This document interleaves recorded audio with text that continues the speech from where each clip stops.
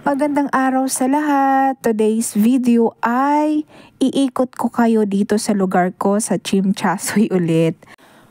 Maraming nahihirapan kapag pumunta sila dito sa Chimchasoy, kaya ituturo ko sa inyo ang pinakamaganda at pinakamadaling exit sa MTR kapag pupunta kayo dito sa Chimchasoy. So lalakad lang ako, tatawid lang ako ng kalsada.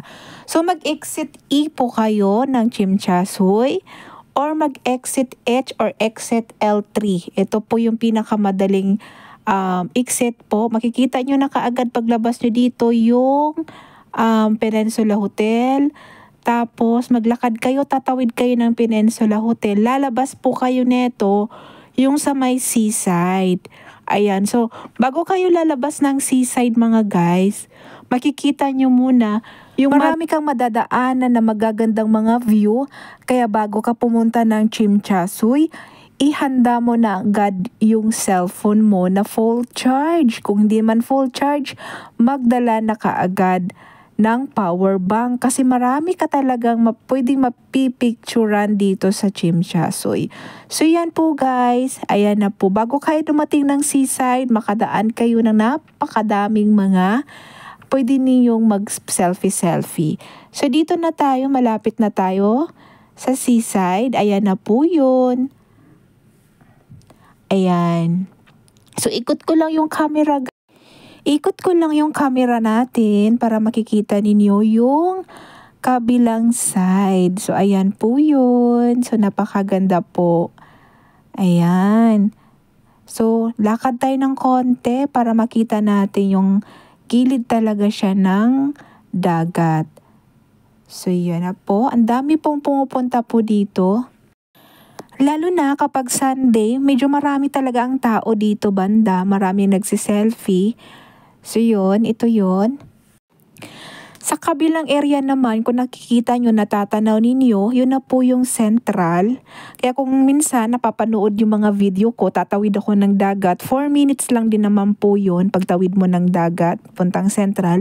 Ang pamasahe ay 560 sa ferry. Mai-enjoy mo rin yun guys, kasi nga syempre, tatawid ka ng Chimchasoy to Central, mabilis lang ang biyahe nun. Tapos mura lang din ang pamasahe sa ferry. Ginhawa din kasi nakaupo ka, di katulad sa MTR na nakatayo ka sa MTR. So yan guys, 'di ba napakaganda? Napakaganda yung area. Ayun. So i-zoom lang natin yung kabila. Ito yung kung di ako nagkamali, ito yung Wanchay. Wanchay na na lugar. Tapos ikot lang natin sa kabilang side. Dahan-dahan lang natin yung camera. Zoom ko na po ito pero hindi pa masyadong masagad. Ayan. Makikita natin dito yung malaking Ferris wheel. Ayan na, yung malaking Ferris wheel ng Central, yun na po yun. O, diba? So, yan. O. Ayan na po yun. Tapos, lakad lang kayo ng konti. Ito din yung makikita nyo dito yung The Old Clock. Ito yung sikat na pasyalan din dito sa Hong Kong, ang The Old Clock. Ayan na po ang The Old Clock.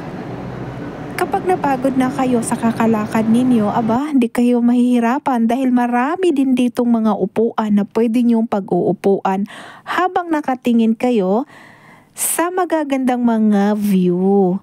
Ayan. So marami pong maupuan dito kapag gusto nyo nang umupo, gusto nyo magpahinga. At mayroon din ditong libreng wifi sa mga hindi naglo-load katulad ko. Walang mga wifi, pwede kang mag-wifi dito, pwede kang mag-connect ng Hong Kong wifi na free. So free na free lang po yun dito, magbabad kang nakaupo, mayroon kang libreng wifi. So yan po, sa mga walang mga load ha. Katulad ko, nagbabudget. Ayan po. So ngayon, ikot na tayo at tatawid na tayo dito sa may kalsada kasi pupuntahan natin yung 1881 Heritage. Dito naman ay mapapamangha ka rin sa ganda dito sa 1881 Heritage. So yun, ito na yun. Paglabas mo naman dito, yun na po yung pabalik na din kayo ng MTR. Sana ay hindi na kayo maliligaw sa pagpunta nyo ng TST. Yun lang po. Salamat. God bless. Huwag yung kalimutang i-share ang video natin. Like and share po. Bye-bye. God bless. See you sa next na vlog. Bye. Ingat. Bye-bye.